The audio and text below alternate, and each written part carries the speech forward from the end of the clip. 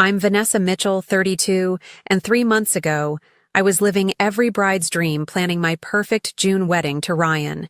That dream shattered when my mother called with an impossible demand: postpone my wedding because my sister Bethany was suddenly engaged and wanted my date.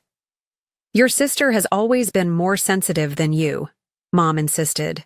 Can't you just be the bigger person? Little did she know, being the bigger person this time would mean something entirely different. If you're watching this, drop a comment saying where you're from and subscribe to hear how I flipped the script. The day I met Ryan Cooper still feels like yesterday, though it's been 4 years since that chilly October morning at the Riverdale charity run for children's cancer research. I was volunteering at the water station, handing out cups to exhausted runners, when a tall man with kind brown eyes and a crooked smile stumbled toward me. Unlike the other participants who grabbed water without breaking stride, he stopped completely, breathing hard. "Thank you for being out here," he said, his voice warm despite his exhaustion. "My little cousin survived because of research like this." That simple moment of genuine gratitude when most people barely made eye contact struck me. Ryan finished his water, asked my name, and promised to find me after the race.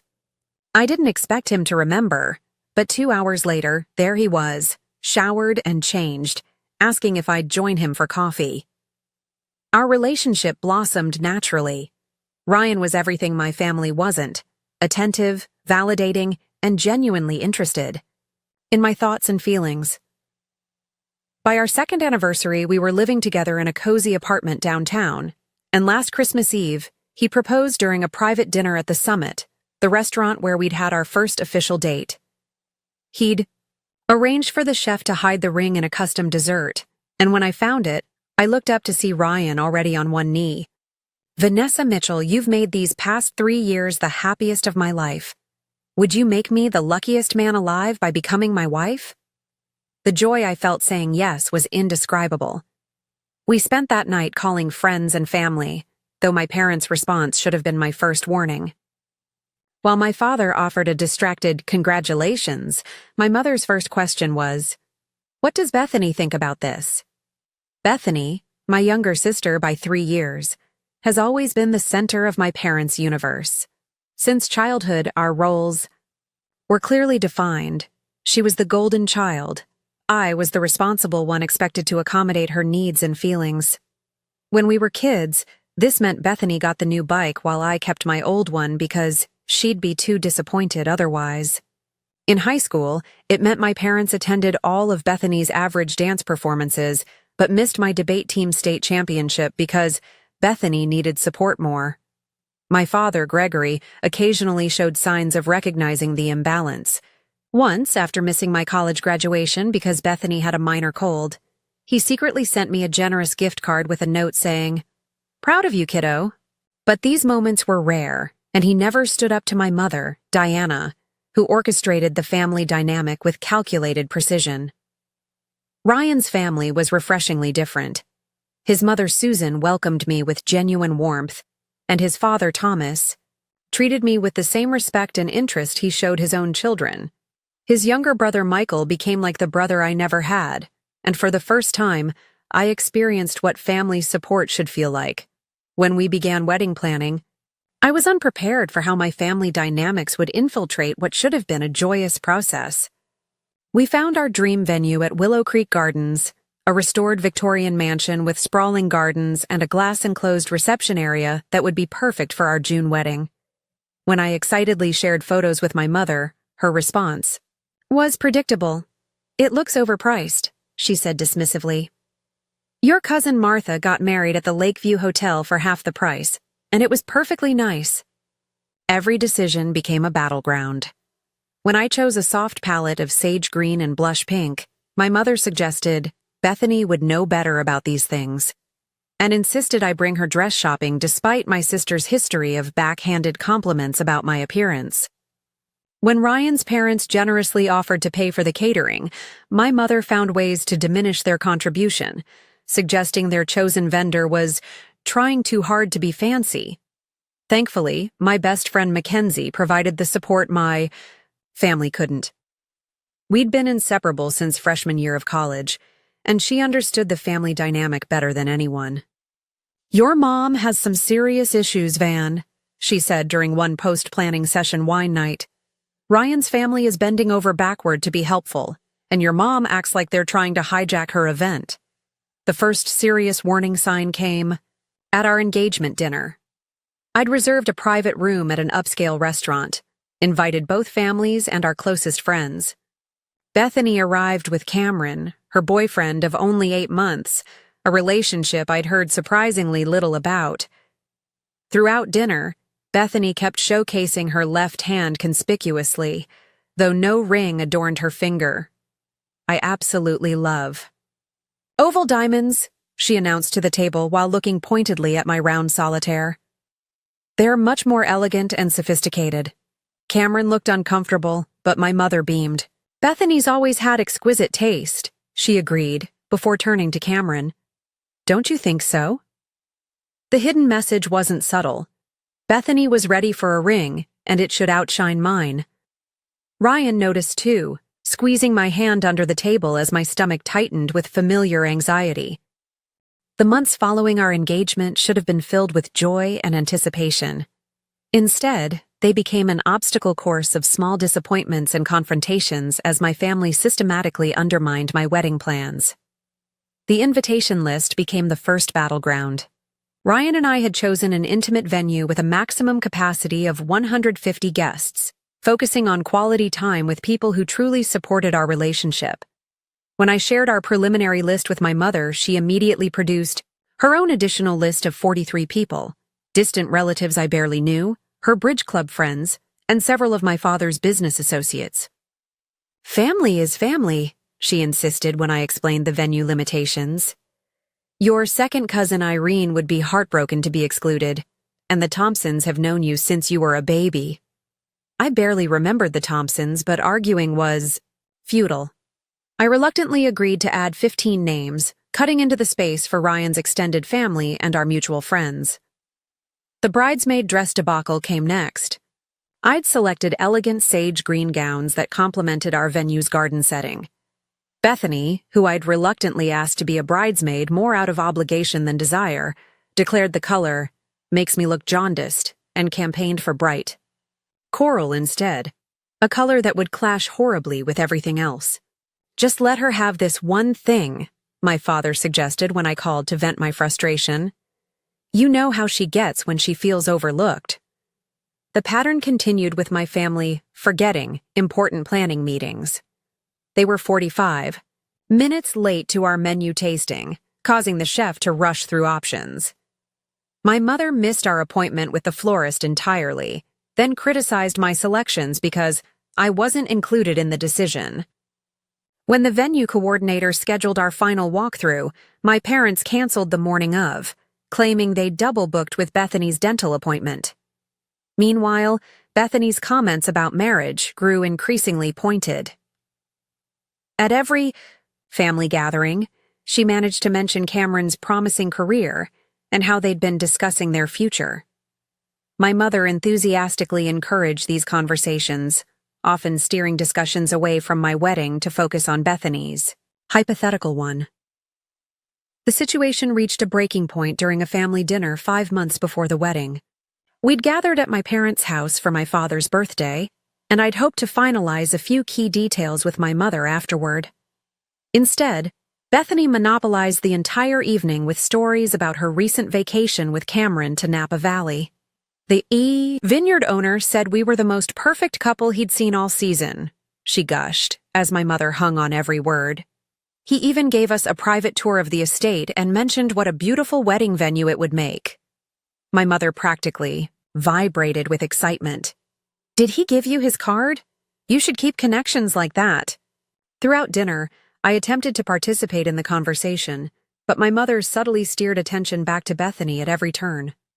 When I mentioned our recent meeting with the photographer, my mother nodded absently before turning to Bethany. "Sweetheart, tell everyone about that sunset cruise you and Cameron took." Ryan witnessed the dynamic in full force for the first time that night. Though he'd seen snippets before, the blatant favoritism was unavoidable, particularly when my father remained uncomfortably silent throughout the evening, offering no support despite my increasingly strained expression. On the drive home, Ryan finally spoke what we'd both been thinking. "Your sister seems weirdly competitive with you, and your mom's feeding into it. Has it always been this bad?" I felt the familiar knot in my stomach, part embarrassment, part resignation. "More or less. I usually try to keep you away from the worst of it." The conversation with Mackenzie the next day was even more direct. We met for lunch at our favorite cafe, and I barely finished describing the dinner before she put down her fork with purpose. "Van, this isn't normal.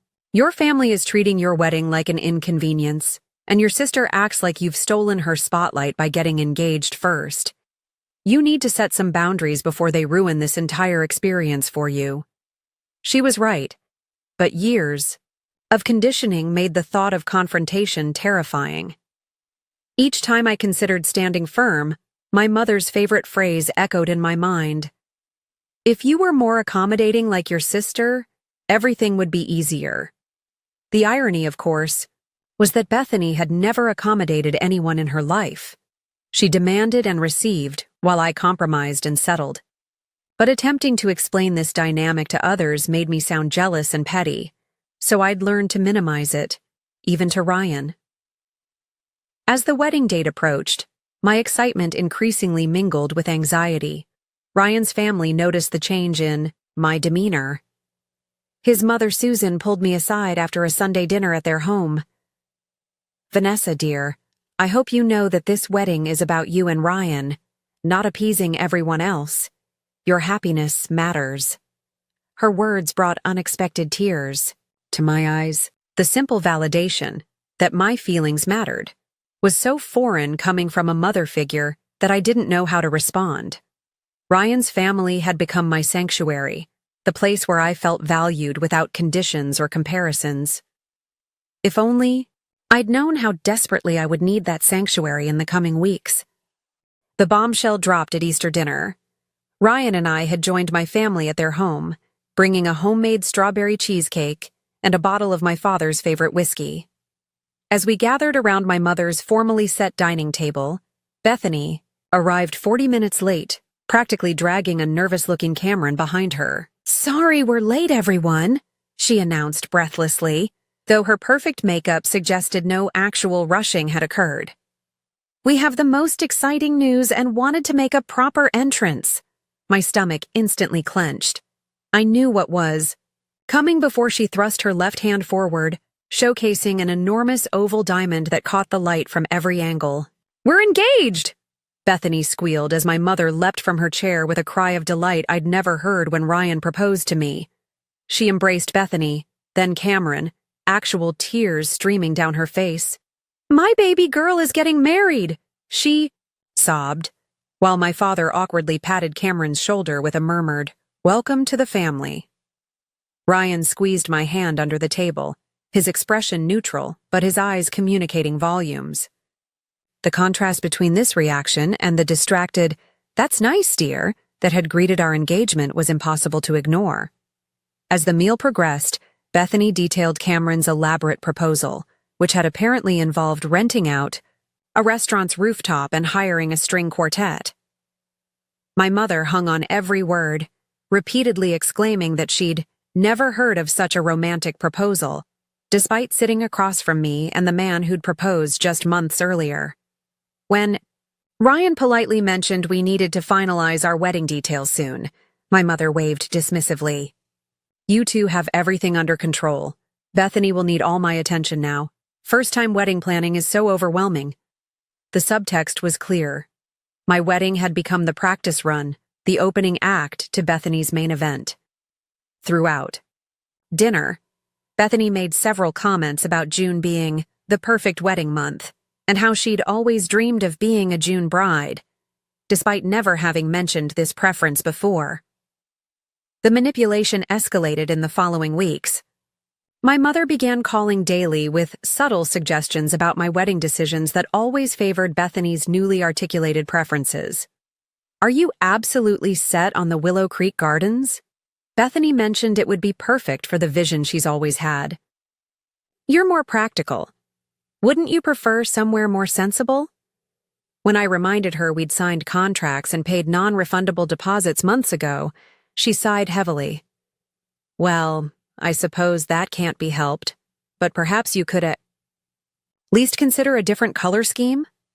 Bethany has her heart set on blush pink for her bridesmaids, and it would be awkward to have such similar weddings so close together.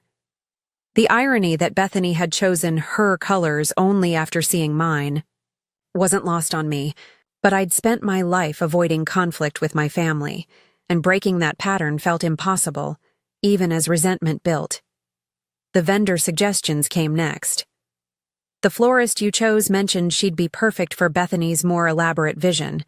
Would you mind using someone else? There's a lovely woman at my church who could handle something simple like yours.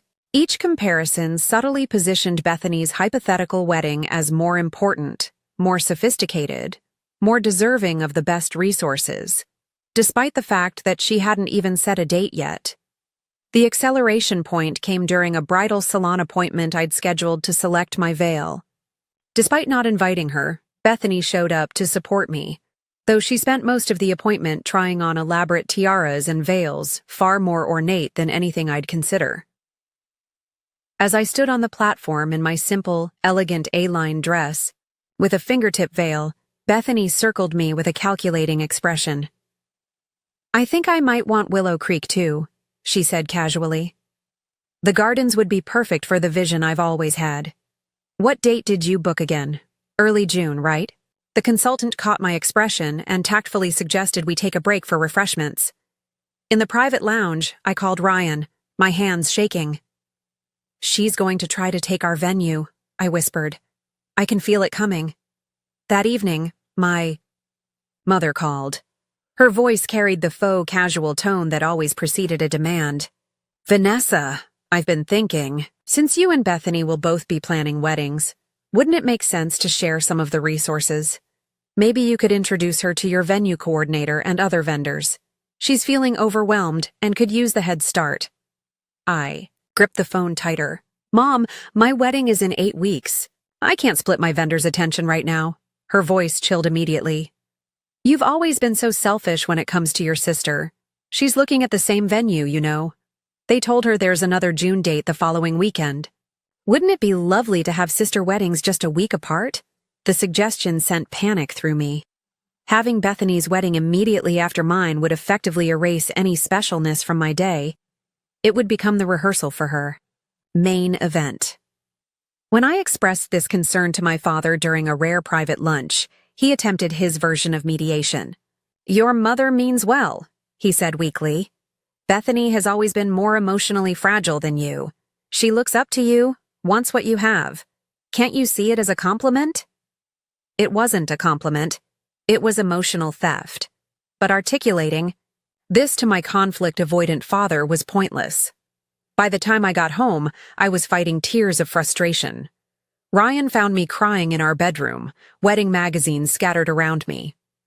I don't even want to do this anymore, I admitted. Every decision is a battle. Every choice gets compared to what Bethany would prefer. I'm losing the joy in all of it. Ryan's jaw tightened in a way I'd rarely seen. This is our wedding, Vanessa. Not your mom's, not your sister's. Maybe it's time to stop including them in every detail if they can't be supportive. He was right, but distancing myself from my family felt impossible after a lifetime of seeking their approval. That night, I had the first of many wedding nightmares, standing at the altar alone while my family sat in the front row watching Bethany walk down the aisle in my dress. The next day, my worst fears were confirmed when the venue coordinator called. Ms. Mitchell, I wanted to give you a courtesy heads up. Your sister toured the venue yesterday and has expressed interest in the weekend after your date. I understood from her that this was a coordinated family plan, but wanted to confirm with you directly. My blood ran cold. It's absolutely not a coordinated plan. Please don't share any of my wedding details with her. The coordinator's sympathetic tone told me she understood exactly what was happening. Don't worry. Your contract includes privacy provisions. But you should know she's scheduled a second tour with your exact vendor team next week. When I confronted my mother by phone, she acted confused by my distress. I don't understand why you're so upset. Bethany admires your taste. It's sweet that she wants to follow in your footsteps. But there was nothing sweet about the systematic attempt to duplicate and then outshine every aspect of my wedding. As the final dress fitting, menu tasting, and floral arrangements came together, I felt the joy being steadily drained from what should have been the happiest planning time of my life. I had no idea that the worst was yet to come. The knock came on a Sunday afternoon, 6 weeks before our wedding date. Ryan had gone golfing with his father and brother, their monthly tradition. I was alone in our apartment, finalizing reception seating arrangements when my mother and Bethany appeared unannounced at my door. "We need to talk," my mother said, pushing past me into the living room without waiting for an invitation. Her tone held the authoritative finality I'd heard throughout childhood before an unwelcome declaration. Bethany followed, settling primly on our sofa with a strange smile that didn't reach her eyes. She wore a loose-fitting blouse I hadn't seen. Before, her engagement ring positioned prominently on her lap. "Darling," my mother began, using the endearment she typically reserved for Bethany. "We have a situation that requires your understanding and cooperation. As the older sister, I know you'll want to do what's best for the family." My pulse quickened as I remained standing, suddenly unwilling to be physically lower than them on my own furniture. "What situation?"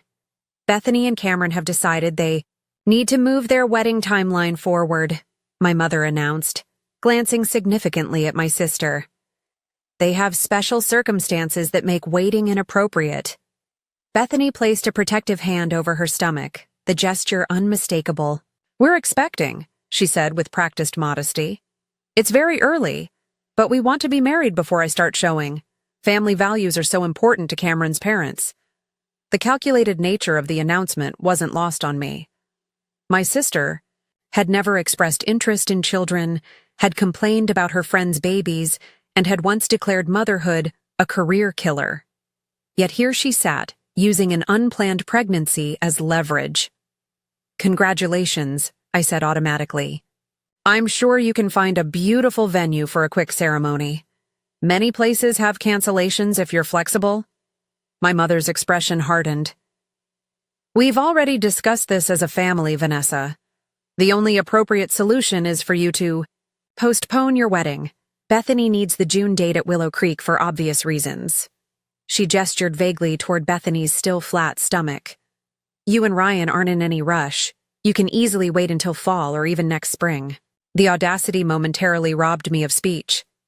They'd discussed this as a family, without me, the primary person affected. They'd decided my wedding was expendable, my deposits forfeit, my plans irrelevant.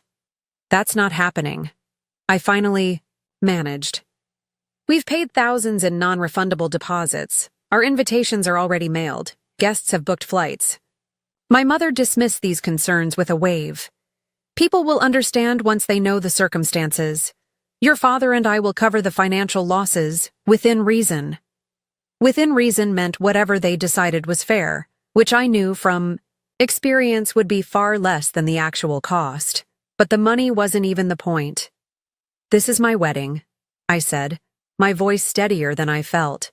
"Ryan and I have been planning for months.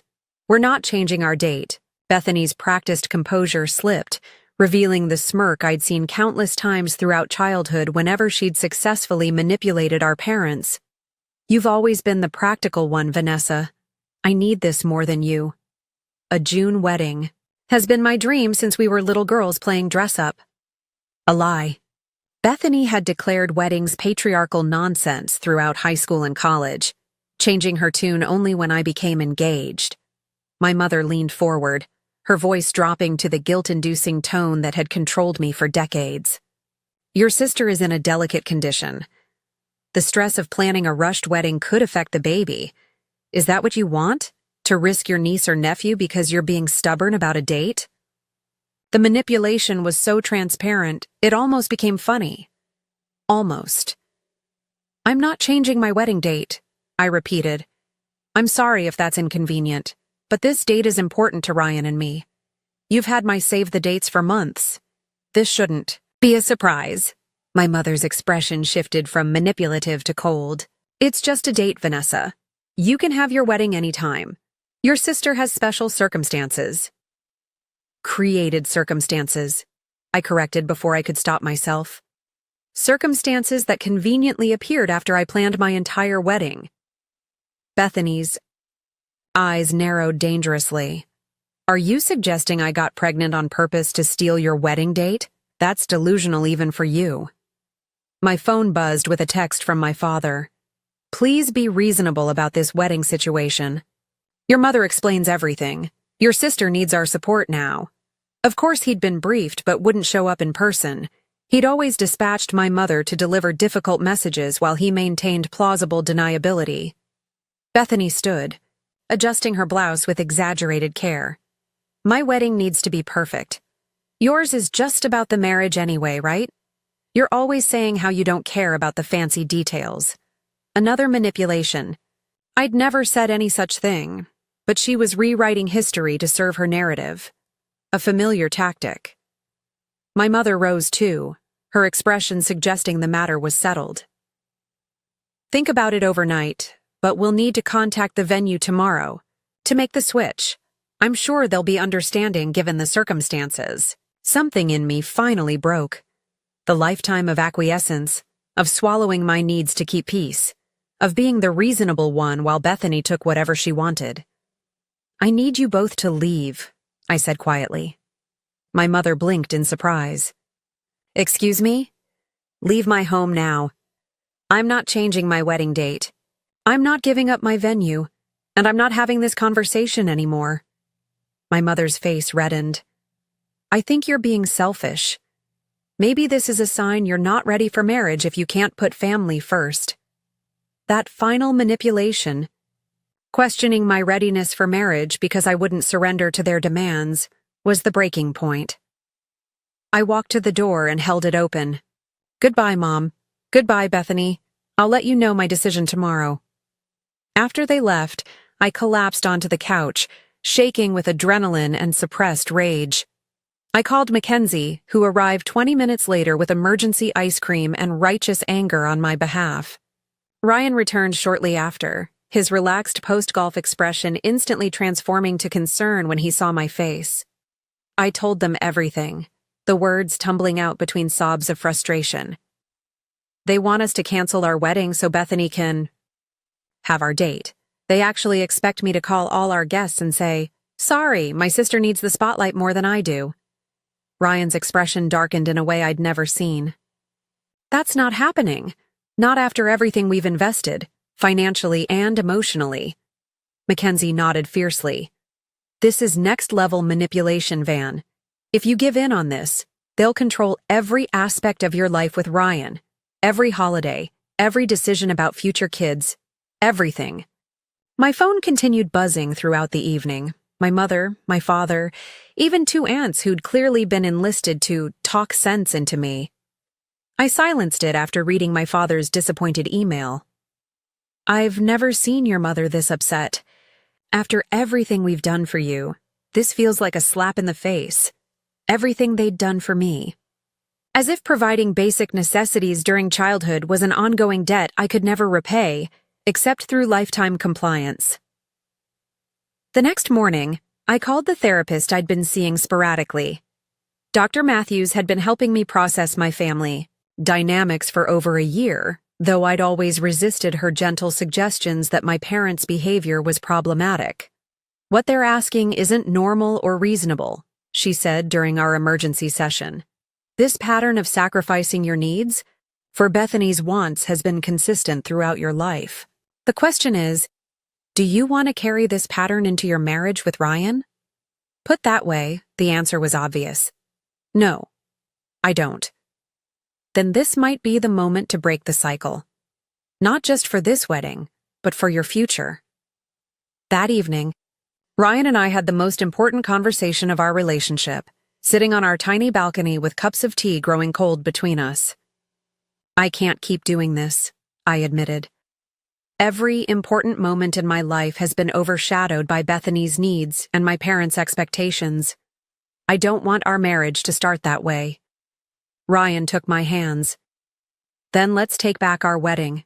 Not just the date, the whole experience. Let's make it about us, not about managing your family's feelings. For the first time in days, I felt a flicker of the joy that had been progressively extinguished. I deserve my happiness too, don't I? Ryan's answer was immediate and certain. Absolutely. And I'll be damned if I let anyone take that away from you. Even your family. The realization settled over me like a warm blanket. I deserved my happiness. I deserved my wedding day. And most importantly, I deserved to be more than a supporting character in my sister's story. It was time to rewrite the script. The next evening, we gathered our strongest supporters for what Ryan jokingly called our Wedding War Council. Mackenzie arrived with color-coded folders. Ryan's parents brought dinner and unwavering support. His brother Michael came armed with solutions for every logistical challenge we might face. First, we need to document everything, Mackenzie said, ever the organized one. Van, let's list every instance where your family has tried to undermine your wedding or prioritize Bethany's hypothetical one. The resulting timeline was illuminating and disturbing. Seeing the pattern laid out chronologically made the escalating manipulation impossible to dismiss as isolated incidents or misunderstandings. Next decision, Ryan said firmly. Who stays on the guest list? This was the hardest part. After tear-filled deliberation, I made the painful choice. My immediate family would be uninvited. Extended relatives who had shown genuine support could still attend if they respected our boundaries. They'll make a scene, I worried. They'll show up anyway and try to take over. Michael, who worked in corporate security, shook his head. Not if we do this right. We'll enhance security at the venue, provide photos of unauthorized individuals, and ensure the staff knows the situation. Ryan's mother squeezed my hand. Sweetheart, this is about protecting your joy, not punishing them. Sometimes the kindest thing for everyone is a firm boundary. With our strategy established, I drafted the hardest email of my life. Mackenzie and Ryan helped me revise until the message was clear but not cruel. Dear Mom, Dad, and Bethany. After careful consideration, I've decided our wedding will proceed as planned on June 12th at Willow Creek Gardens. However, given recent events, we no longer feel comfortable including you in our celebration. Your behavior has made it clear that you cannot prioritize our happiness on our day. This isn't a negotiation or an invitation for discussion. We're informing you that you are no longer welcome at our wedding. Security will be informed, and attempts to attend will be addressed accordingly. I hope in time we can rebuild our relationship on healthier terms, but that process cannot begin until our boundaries are respected. Vanessa. I sent it before I could lose courage, then turned off my phone. For the evening, when I checked messages the next morning, the explosion had occurred as expected. 17 missed calls from my mother, voice messages escalating from tearful, "I can't believe you're doing this to us," to threatening, "You'll regret this decision for the rest of your life." Multiple texts from my father ranging from disappointed, "This isn't how we raised you," to angry, "After everything we've sacrificed." Bethany had taken a different approach, posting a vague but pointed social media update. Heartbroken by family betrayal during our special time, true colors always show when blessings arrive. Praying for healing. I blocked their numbers and social media accounts, feeling both terrible and relieved as I did so. Ryan arranged for our mail to be held at the post office to prevent any delivered guilt trips. The extended family response was divided. My father's brother left a blistering voicemail about family loyalty, while his wife separately sent a supportive text. "Standing your ground takes courage. Proud of you." Several cousins messaged variations of, "I don't want to get involved," which I respected. The most surprising support came from my father's sister, Aunt Caroline, who'd always been somewhat distant. Her email arrived 3 days after our announcement. "Vanessa, I recognized the pattern immediately because my sister-in-law, your grandmother, did the same to me with your father's enabling.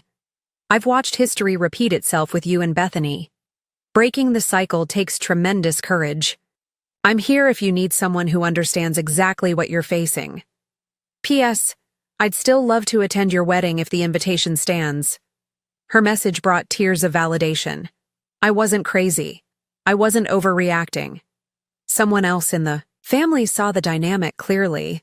With the hardest decision made, we redirected our energy toward creating the wedding we truly wanted. I met with our venue coordinator, who was professionally discreet but clearly understood the situation. We'll add professional security that day, she assured me. And I'll personally ensure that only guests on your final list are admitted. We revised our seating chart, creating a more intimate arrangement now that 23 family members were no longer attending.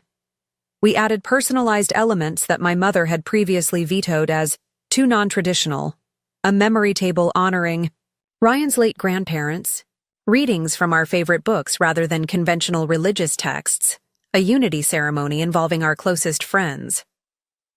As we made these changes, I began intensive therapy to process the complex grief of setting boundaries with my family. Dr. Matthews helped me navigate the painful emotions, guilt, doubt, sadness, and the unexpected liberation that came with standing my ground. You're mourning the family relationship you deserved but never had, she explained. That grief is valid, but you're also building something healthier for your future. Hold both truths simultaneously.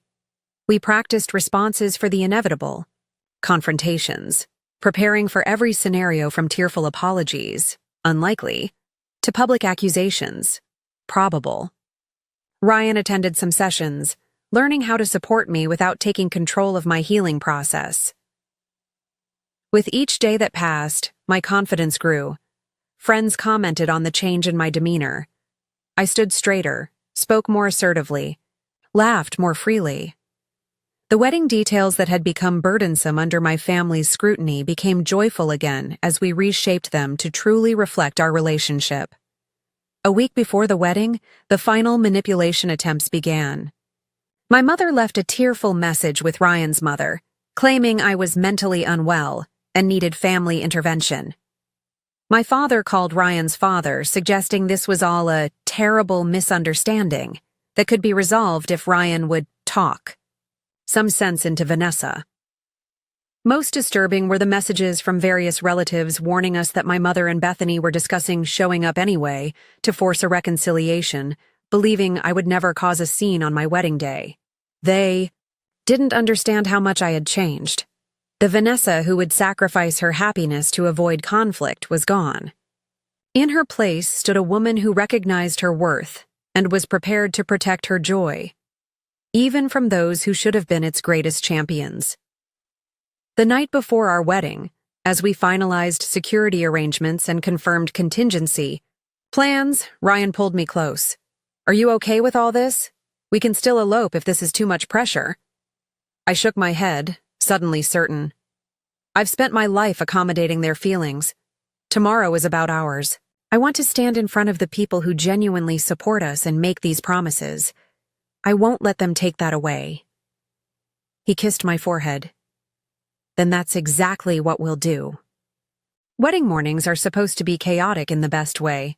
Champagne with bridesmaids, last-minute makeup adjustments, nervous laughter. Mine began with a security alert. Your mother and sister are at the main entrance, Michael reported. Phone pressed to his ear as he stood in the bridal preparation room at Willow Creek. Security is redirecting them to the management office away from guest areas. My stomach dropped despite all our preparation. What are they saying? The usual.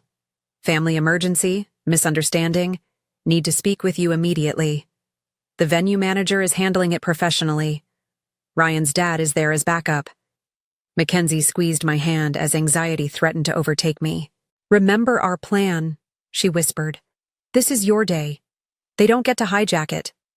For a moment, doubt clouded my resolve. These were my parents, my sister. Was I making a terrible mistake? Would I regret this boundary forever? I closed my eyes, centering myself with the techniques Dr. Matthews had taught me. When I opened them, I saw my reflection in the antique mirror. Hair elegantly styled, makeup enhancing rather than masking, eyes clear and determined. But more importantly, I was surrounded by women who truly wanted my happiness. Mackenzie, Ryan's mother Susan, my Aunt Caroline, and friends who had supported me through years of joy and pain. "I'm ready," I said, and meant it. Michael returned. 15 minutes later, grinning. "All clear." They left when the manager explained trespassing consequences. "Dad says the ceremony area is secure and guests are being seated." The original plan had been for my father to walk me down the aisle. In his absence, I made a decision that felt perfectly right. I would walk alone. Not because I don't have anyone. I explained to Mackenzie when she offered to escort me. But because I want to symbolically choose this path myself. As the string quartet began playing our carefully selected processional, I stood at the garden entrance, momentarily unseen by our seated guests. The path before me was lined with soft blush roses and twinkling lights. At the end stood Ryan, handsome in his tailored suit, eyes searching for his first glimpse of me. Taking a deep breath, I stepped forward alone. The traditional wedding march became a walk of independence, each step representing my choice to break generational patterns and build something healthier. When I reached Ryan, his eyes shining with pride and love, I felt a profound sense of rightness that eclipsed any remaining doubt. Where my father would have given me away, a tradition I'd kept to please my family, Mackenzie instead gave a brief blessing of friends. We who have witnessed Vanessa and Ryan's journey offer our wholehearted support for this union. We commit to standing beside them, celebrating their joy, supporting them through challenges, and respecting the boundaries they establish to protect their love. Her words, so different from the traditional formula, brought tears to my eyes and approving nods from our guests. Our vows, written privately and shared publicly for the first time, addressed our commitment to creating a healthy partnership built on mutual respect, a subtle but meaningful contrast to the relationship patterns I'd grown up observing. "I promise to see you, hear you, and value your needs as equal to my own," I told Ryan, my voice steady despite the emotion behind the words. For our unity ceremony, we'd chosen something unconventional, a wooden box containing a bottle of wine and sealed letters to each other. Friends from different chapters of our lives added symbolic items representing our journey together. A running bib from the charity race where we met, a coffee sleeve from our first date, a key symbolizing our first apartment. "This represents our chosen family," the officiant explained. "The foundation of support you've built together, separate from the circumstances of your birth." The reception that followed felt lighter than I could have imagined. Without the weight of family tension, we moved through the celebration without walking on eggshells, laughing genuinely, dancing freely. Ryan's brother gave a heartfelt toast that acknowledged the difficult journey without dwelling on specifics. Some people are present in our lives because of blood, while others are present by choice. Today we celebrate those who choose to be here, supporting this marriage with sincere hearts. Several guests later commented it was the most joyful wedding they'd attended, unaware of the drama that had preceded it. The photographer captured genuine smiles, unforced interactions, and moments of authentic happiness that would have been impossible under my family's critical gaze.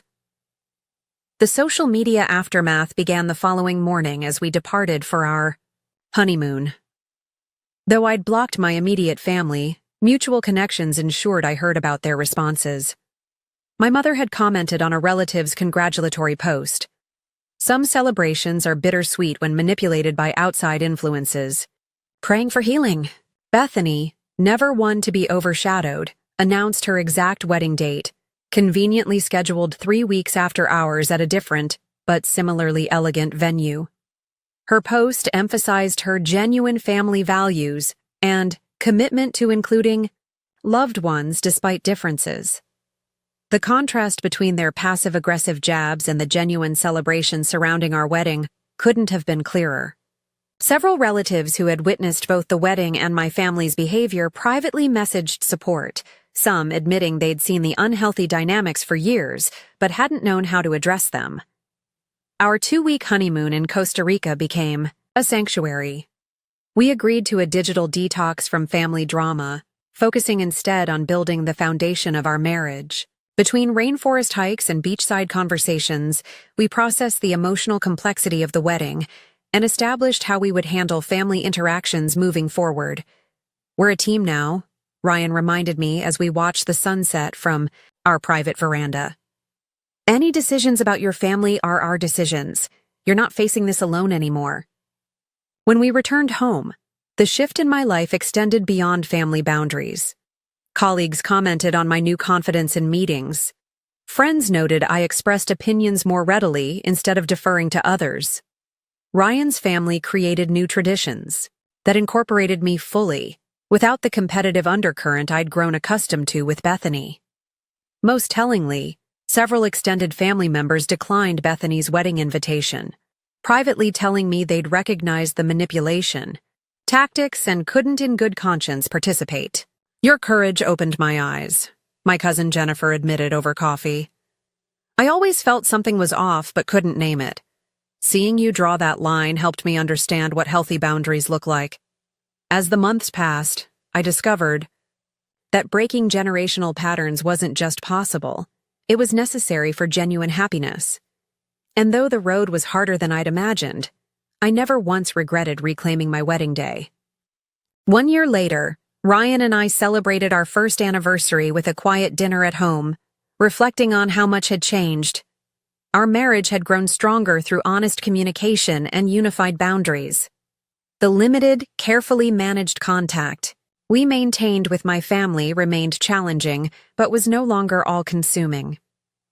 News filtered through the family grapevine about Bethany's wedding, apparently a lavish but tension-filled affair where my mother micromanaged every detail and Cameron's family felt sidelined. Their marriage was showing strain just months in, with rumors of frequent arguments and Bethany's disappointment that married life wasn't providing the constant admiration she craved. My mother had never directly acknowledged the harm her behavior caused. Her periodic messages maintained the narrative that I had inexplicably cut off family who only wanted the best for me. My father occasionally sent neutral updates about his health or work, carefully avoiding any meaningful discussion about our relationship. My healing journey continued with regular therapy, where I gained critical insights about family roles and patterns. Dr. Matthews helped me understand that my position as the responsible, accommodating daughter had been established early and reinforced throughout my life, not because I was naturally that way, but because the family system required it for Bethany to maintain her role as the special, fragile one. "The most important thing to understand," she explained during a particularly enlightening session, "is that you didn't break the family. The family system was already broken. You simply stopped pretending it wasn't." That realization freed me from lingering guilt. I hadn't destroyed family harmony. I'd merely stopped participating in the carefully choreographed dysfunction that masqueraded as harmony. Building self-worth independent of family validation became my focus. I reconnected with passions I'd abandoned to accommodate others: painting, hiking, writing. I developed new traditions with Ryan and our chosen family, celebrating holidays and milestones in ways that felt authentic rather than obligatory. 6 months after our wedding, an unexpected development occurred. My father requested a private lunch. We met at a neutral restaurant, both nervous and guarded. His attempt at apology was awkward but seemed genuine. "I didn't protect you," he admitted, staring into his coffee.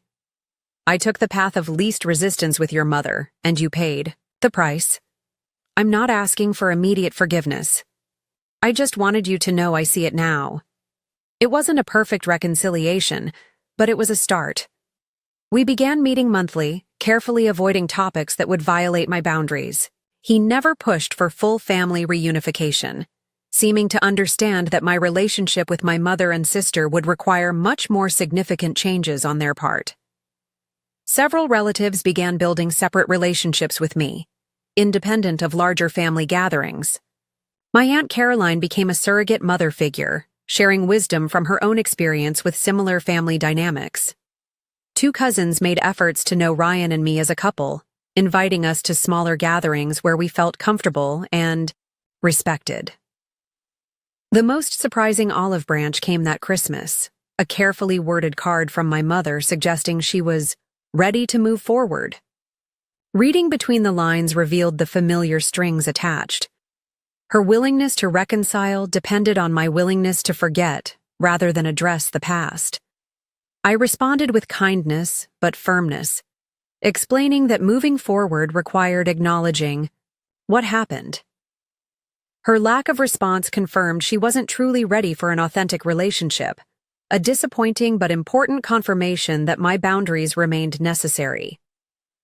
In February, I attended my first family gathering since the ICI wedding, a small birthday celebration for my grandmother. My mother maintained cool civility, my father tried too hard to facilitate smooth interactions, and Bethany oscillated between ignoring me and making pointed references to her struggling marriage. Throughout the tense afternoon, I remained calm and centered, neither seeking approval nor engaging in old patterns. When my mother made a passive-aggressive comment about people who abandon family, I simply replied, "I'm sorry you see boundaries that way," and changed the subject. The confidence to respond authentically rather than placatingly represented enormous growth. These experiences taught me critical life lessons that transformed my approach to all relationships. First, manipulative patterns become visible once you're willing to see them. The techniques my family used, guilt, comparison, emotional blackmail, now appeared obvious rather than convincing. Second, boundaries aren't punishments, they're frameworks for healthy interaction. Setting limits wasn't about hurting my family, but about protecting my well-being and marriage. Third, identity exists beyond family roles. The responsible, accommodating daughter was just one facet of who I could be, not the definition of my worth. Most importantly, I learned that relationships based on mutual respect feel entirely different from those based on obligation and compliance. My connections with Ryan, his family, and friends who truly valued me showed me what genuine support looked like, and made the contrast with my family of origin impossible to ignore. This newfound clarity brought professional success as well. The confidence to express ideas without constant self-doubt led to a promotion at work. My willingness to establish boundaries with difficult colleagues improved workplace relationships. Even my creative pursuits flourished when freed from the need for external validation. As Ryan and I began discussing our future, including the possibility of starting a family, I felt deeply committed to breaking the generational patterns I'd experienced. Any children we might have would grow up with parents who validated their feelings, respected their autonomy, and modeled healthy relationships. The journey hasn't been perfect. I still occasionally slip into people-pleasing habits, still sometimes hear my mother's critical voice in my head. But now I recognize these moments for what they are, echoes of old patterns, not directives I must follow. The peace I've found isn't based on perfect family reconciliation, but on acceptance that relationships can be limited yet civil, distant yet respectful. I no longer need my mother's approval to validate my choices, my sister's admiration to feel worthy, or my father's protection to feel secure. Your worth isn't determined by how much you're willing to sacrifice for others' comfort. Your boundaries aren't selfish. They're necessary frameworks for genuine relationships. And sometimes, the family you build through choice proves stronger than the one you were born into. I still hold hope that someday my family will recognize the unhealthy patterns that led to our estrangement. But my happiness no longer depends on that recognition. I've rebuilt my life on healthier ground, surrounded by people who love me as I am, not for what I can give or endure. Have you ever had to set difficult boundaries with family members? What helped you maintain those boundaries despite the guilt and pressure? Share your experiences in the comments below, and don't forget to like and subscribe if this story resonated with you. Remember, sometimes the most loving thing we can do, for ourselves and others, is to break cycles that harm rather than heal. Thank you for listening to my story, and I wish you courage on your own journey toward healthy relationships. I'm Natalie Parker, 27, a software engineer who worked for everything I have.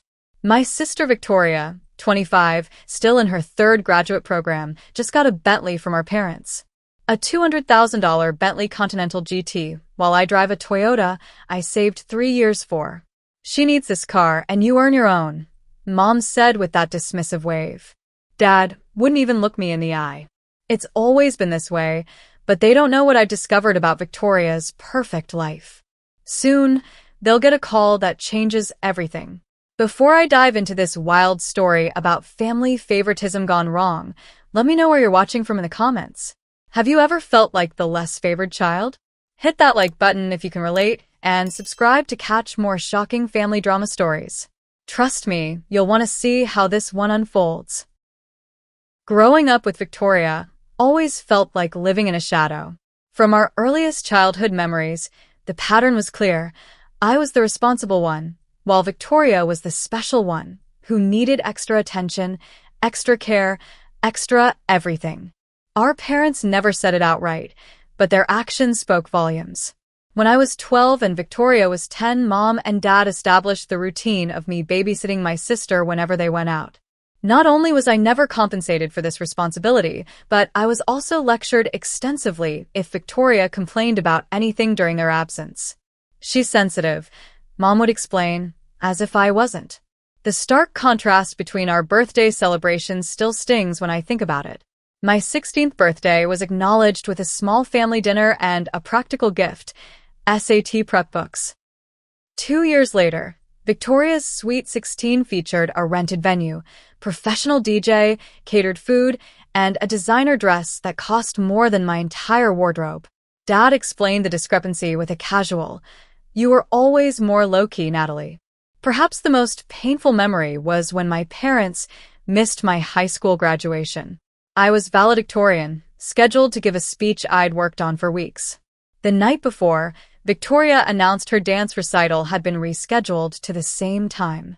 There was no discussion. Mom simply said, "Victoria needs us there for support. You understand, right?" I gave my speech to an audience with 2 empty seats in the family section. While most teenagers in my affluent suburb received cars for their birthdays or had their insurance covered, I started working part-time at 16, saving every dollar. By 18, I had earned a full academic scholarship to the state university, the only way I could afford higher education since my parents had been setting aside college funds that mysteriously seemed available only for Victoria's private university tuition. College meant freedom, but also struggle. I lived in a cramped apartment with 3 roommates, eating ramen while building my coding portfolio late into the night. My roommates partied while I interned at a local tech startup, which eventually led to an entry-level position upon graduation. The next 5 years were a blur of 70-hour work weeks, learning new programming languages on weekends, and slowly climbing the corporate ladder. Each promotion came from merit, not connections or handouts. Now, at 27, I've finally secured a position at a prestigious tech firm with a salary that allows me to live comfortably, if modestly. Victoria's path couldn't have been more different. She attended an exclusive private school where her mediocre grades were deemed just her learning style. Her expensive horseback riding lessons were developing her character, according to Dad. After high school, she spent 4 years at an exclusive private college, changing majors 3 times. First art history, I'm really passionate about Renaissance painters. Then psychology, I want to understand people deeply. And finally communications, it's more practical for networking. After graduation, Victoria announced she needed more education. Our parents nodded supportively and funded her first master's program, then a second. Now she's in an MBA program that she's totally passionate about this time. In between academic ventures, Victoria has held several jobs, none lasting longer than 3 months. Each departure came with a different excuse. The environment wasn't nurturing, the boss didn't recognize her potential, or the company lacked vision. The pattern of preferential treatment extended to every holiday and special occasion. Last Christmas, Victoria received designer clothes, jewelry, and electronics. My gift was a professional planner and a set of kitchen knives. Practical gifts for our practical girl, Mom said, as if it were a compliment rather than an acknowledgement that they put little thought into what might bring me joy. The disparities continued into adulthood. Victoria lives in a luxury apartment, rent paid by our parents. She takes international vacations funded by their credit cards. Meanwhile, when I asked for their help refinancing my student loans to a lower interest rate, not even asking them to pay the loans, just co-sign, Dad explained they needed to maintain financial flexibility for emergencies. Victoria's emergency Botox apparently qualified. Last week, I met my best friend Samantha at our favorite coffee shop to vent about the latest development. The small cafe, with mismatched furniture and excellent espresso, has been our meeting spot since college. A Bentley? Are you kidding me? Samantha nearly spilled her latte when I told her. That's not just favoritism, Nat. That's delusional. I stirred my coffee absently. I know. I keep wondering if I should try family therapy again. Maybe with a different therapist. The last one told your parents they were creating harmful dynamics, and they never went back, Samantha reminded me. Maybe it's time to create some distance instead. For your mental health. I nodded, knowing she was right but feeling that familiar pull of family obligation. It's hard. They're still my parents. Parents who buy one child a Bentley and the other nothing, Samantha pointed out. That's not normal or healthy. Later that evening, I discussed the situation with my boyfriend Jason. Unlike me, Jason comes from a family where support and resources were distributed equally among siblings. His perspective as an outsider to my family dynamics has been invaluable. Your parents' behavior isn't a reflection of your worth, Jason said, squeezing my hand across the dinner table in my apartment. It's a reflection of their own issues. I know that logically, I admitted. But emotionally, it still feels like I'm not enough. You're more than enough, Jason assured me. Maybe it's time to set clearer boundaries. You can love your family without subjecting yourself to constant reminders of their favoritism. Jason suggested a weekend getaway to help clear my head. Let's drive up to the mountains. No family drama, no work stress. Just us hiking trails and that little bed and breakfast you liked. His suggestion was tempting, an escape from the latest reminder that, in my parents' eyes, Victoria would always be the priority. What still burns in my memory is the calculated way the whole Bentley reveal played out. It started with a seemingly innocent text from Mom.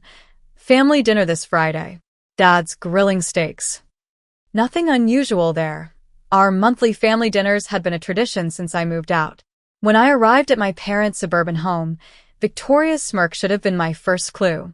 Throughout the appetizers, she kept checking her phone and exchanging knowing glances with our parents. Mom seemed unusually enthusiastic, refreshing everyone's drinks before they were half empty and laughing too loudly at Dad's tired jokes. How's the new project going? Dad asked me over dinner, but his attention was clearly elsewhere, his eyes darting to his watch every few minutes. It's challenging but interesting. I began explaining the machine learning algorithm I was developing, only to notice that no one was listening. Victoria was texting under the table, and Mom was practically vibrating with excitement. As soon as we finished dessert, a store-bought cheesecake for which Victoria received compliments as if she'd baked it herself, Dad cleared his throat. Let's step outside for a minute. We have a little surprise. The spring evening was mild, the suburban street quiet except for the chirping of crickets. And there it was in the driveway, a gleaming Bentley Continental GT in British racing green with a massive red bow on the hood. The sticker price of over $200,000 flashed in my mind, approximately 4 times my annual salary. Surprise, sweetheart. Mom exclaimed, handing Victoria a set of keys with the Bentley logo.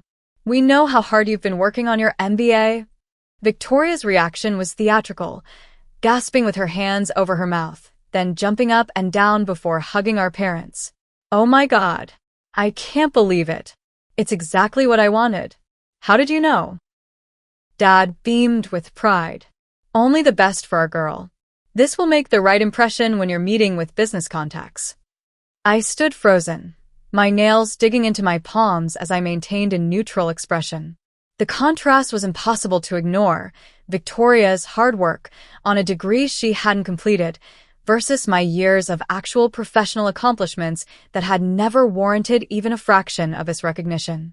Natalie, isn't it gorgeous? Mom turned to me, apparently remembering my existence.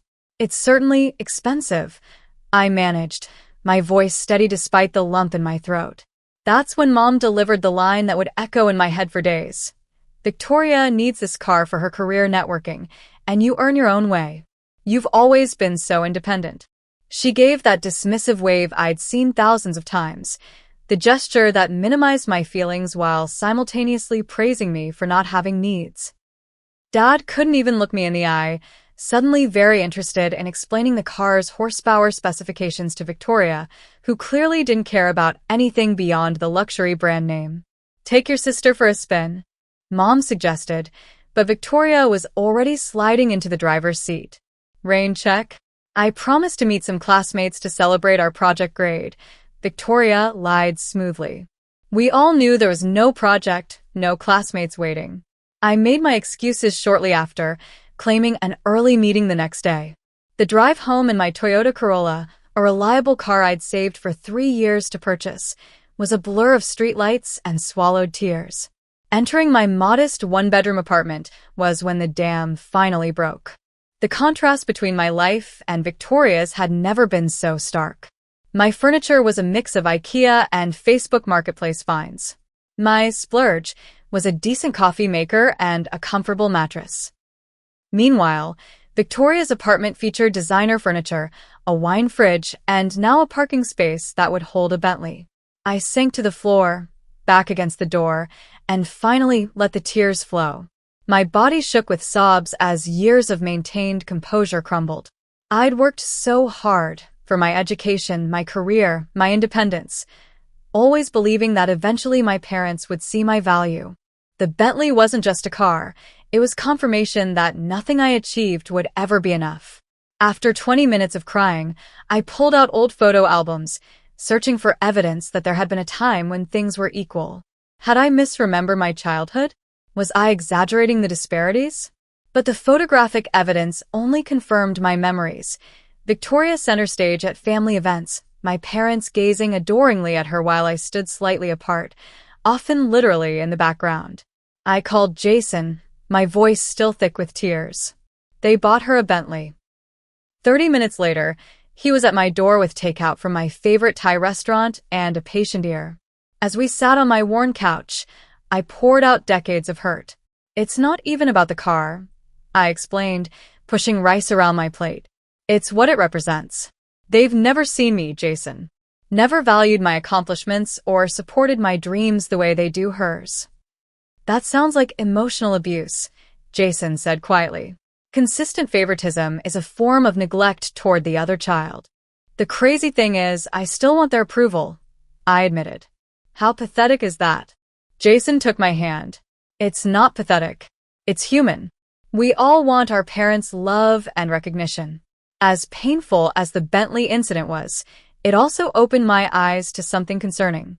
Victoria's social media had recently featured items even beyond what our parents would buy: a Chanel handbag collection, weekend trips to Aspen, dining at restaurants where entrees cost hundreds. Her MBA program was expensive, but not give her disposable income expensive. Something wasn't adding up. Victoria had also been hanging around with a new crowd, sleek, polished people with vague job descriptions like consultant or entrepreneur. When I'd asked about one particularly flashy friend at a family dinner, Victoria had become defensive. Marcus is in import-export. Not everyone needs to code all day in a cubicle, she'd snapped, though I'd never mentioned my job. There were other red flags. Victoria taking phone calls in hushed tones, stepping outside when her phone rang during family gatherings, vague references to investments that were supposedly paying off. When I'd expressed curiosity about these successful investments, hoping to make some smart financial moves myself, Victoria had shut down the conversation. "It's all about networking and knowing the right people," she'd said dismissively. "You wouldn't understand with your technical mindset." After the Bentley incident, I made a decision that was both difficult and liberating. I started declining the weekly family dinners. The first time, Mom's response was telling. "Oh, well, more leftovers for us then." No attempt to reschedule, no concern about missing time together. Victoria's reaction came in the form of taunting texts. "Missing out on Mom's pot roast. But I guess you're busy with your little computer projects." Attached was always a photo of her at the family dinner table, our parents smiling proudly beside her. I threw myself into a major work project, a welcome distraction from family dynamics. I also started seeing a therapist who specialized in family trauma, Dr. Levine, who helped me understand that the family patterns weren't my fault and that setting boundaries was healthy, not selfish. "Your value isn't determined by your parents' ability to see it," Dr. Levine reminded me during sessions. "And you're allowed to protect yourself from situations that consistently hurt you." I began building stronger connections with my chosen family, friends like Samantha, colleagues who appreciated my contributions, and Jason, whose unwavering support showed me what healthy love looked like. The catalyst for my investigation came unexpectedly on a Tuesday evening. Jason and I were celebrating his promotion with dinner at Ellison's, an upscale restaurant downtown that required reservations weeks in advance. We had just ordered appetizers when I spotted Victoria across the dimly lit restaurant, seated in a private alcove with 3 men in expensive suits. This was unusual for several reasons. First, Victoria complained about Ellison's being stuffy and boring whenever I mentioned liking it. Second, she was supposed to be at a study group according to what she'd told our parents. Third, the men she was with didn't match her typical social circle of fashionable MBA students. "I'll be right back," I murmured to Jason, making my way to the restroom, which providentially required passing near Victoria's table. As I approached, Victoria's eyes widened in panic when she spotted me. She quickly rearranged her expression into a smile that didn't reach her eyes. "Natalie." What a coincidence. Her voice was too bright, too loud.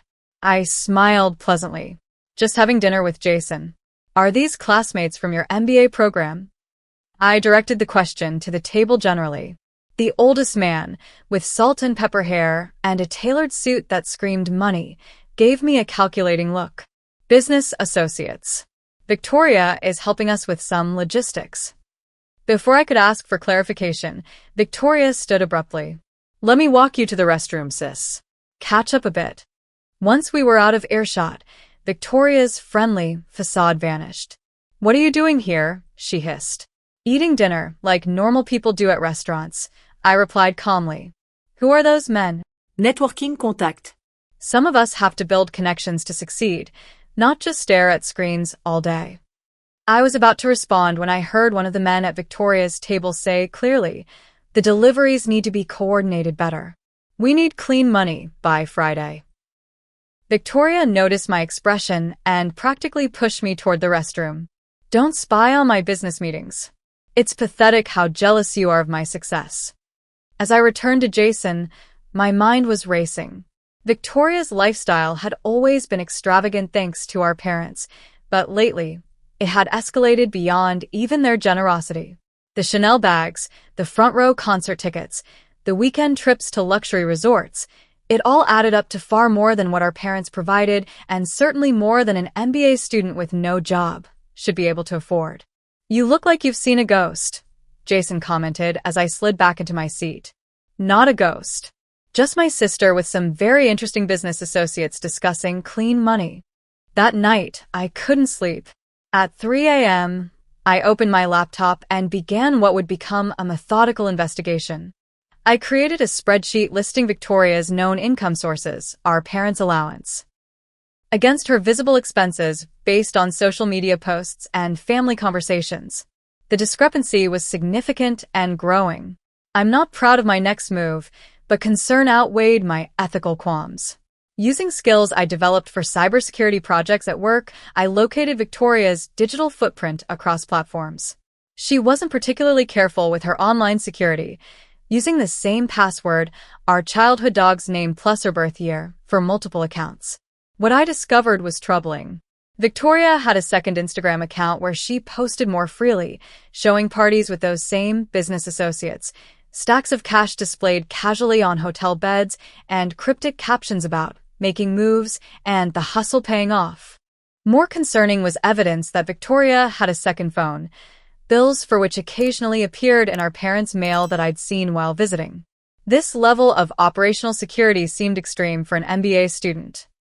Using public records and social media cross-referencing, I identified two of the men from the restaurant. One, Marcus Delgado, had been investigated twice for money laundering but never charged. The other, Raymond Keller, had connections to a real estate company that had been fined for financial irregularities. The pattern was becoming clearer.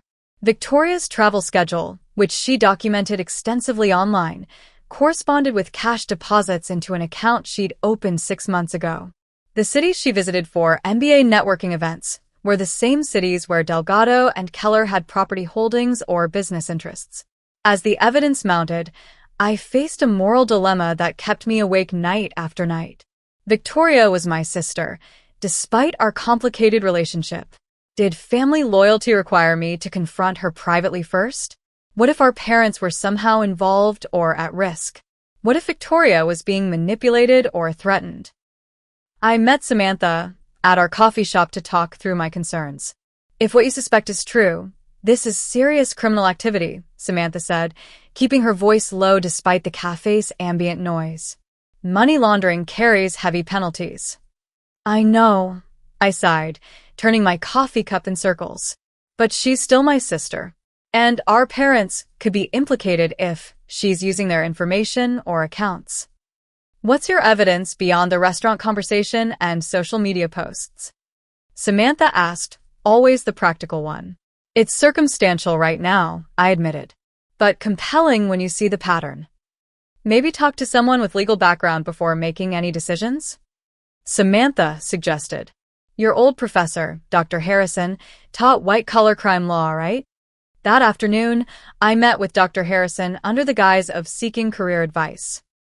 After catching up, I presented a hypothetical situation involving a family member potentially involved in money laundering.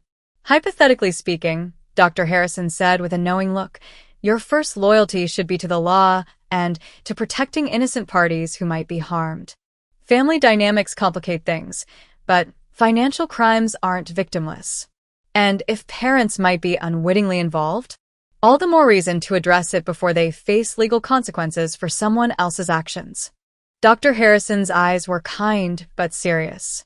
Sometimes the most loving thing you can do for family is prevent them from continuing down a destructive path. Armed with this perspective, I doubled down on gathering concrete evidence. I began photographing Victoria's meetings with her suspicious contacts, using a telephoto lens attachment for my phone from across streets or through cafe windows. At the next family dinner I attended, I recorded the conversation on my phone, asking carefully crafted questions about Victoria's business connections and recent travels. Her answers were vague and contradictory, and I noticed our parents seemed to accept her explanations without question, grateful for any crumbs of information she offered about her life. Using traffic camera footage I could access through a work project, I tracked the Bentley's movements, noting patterns of stops at storage facilities, certain bank branches, and meetings in parking garages rather than office buildings or restaurants where legitimate business would typically occur. I meticulously documented a timeline of Victoria's activities, cross-referenced with her known associates' movements. I researched their backgrounds extensively, finding connections to previous financial crimes and shell companies with suspicious transaction patterns. To protect myself, I created secure backups of all evidence on encrypted drives stored in locations only I knew about. If Victoria discovered my investigation, I needed to ensure the evidence wouldn't disappear. The more I uncovered, the clearer it became that Victoria wasn't just spending our parents' money. She had found a much more lucrative and dangerous source of income. And the brand new Bentley, I was beginning to suspect, wasn't just an extravagant gift but potentially a tool in whatever operation she was running. 3 weeks into my investigation, I decided to follow Victoria directly.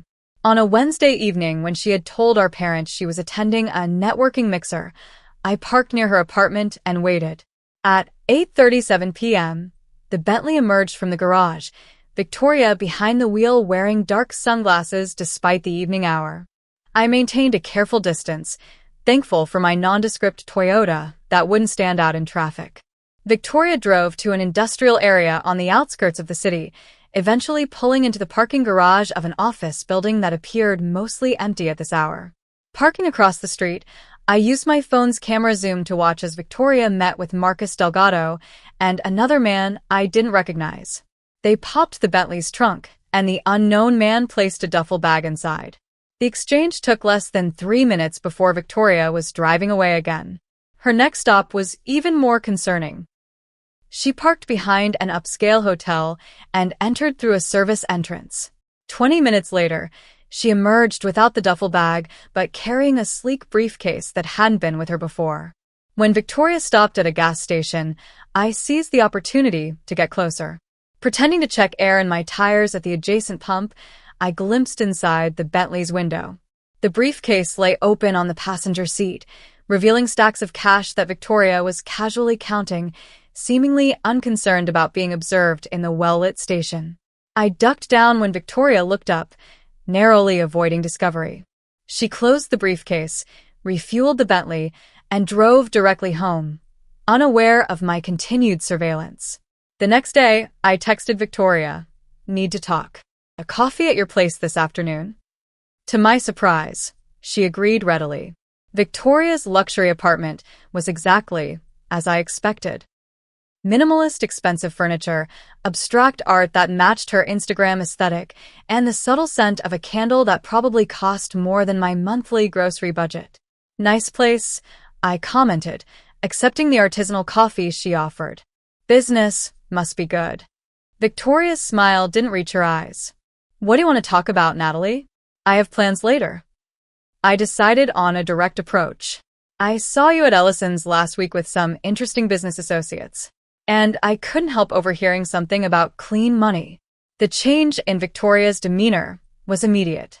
Her posture stiffened, and something cold flashed in her eyes before she forced a laugh. "Eavesdropping now? That's a new low, even for you." "It's not eavesdropping when someone speaks loudly in a public place," I countered calmly. "Who are those men, Victoria? What kind of logistics are you helping them with?" "Business you wouldn't understand," she snapped. "Some of us network and build real-world connections instead of hiding behind computer screens." I set down my coffee cup. "Your social media shows a lot of expensive items lately. More than mom and dad provide.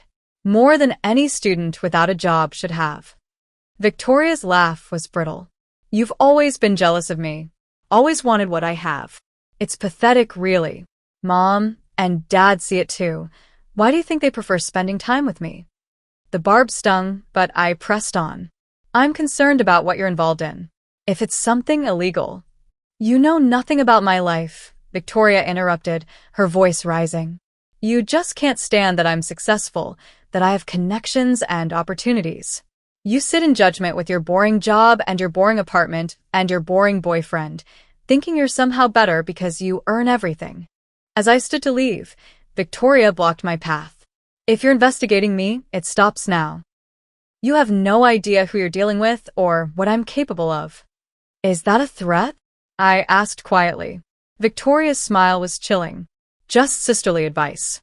Stay in your lane, Natalie. And stay out of my business." As I reached for the door, Victoria grabbed my arm. "I know you've been following me. My friends noticed your pathetic little Toyota. Stop now, or you'll regret it. And so will mom and dad." I yanked my arm away and left without another word, heart pounding. Victoria knew I was investigating her and had just threatened our parents.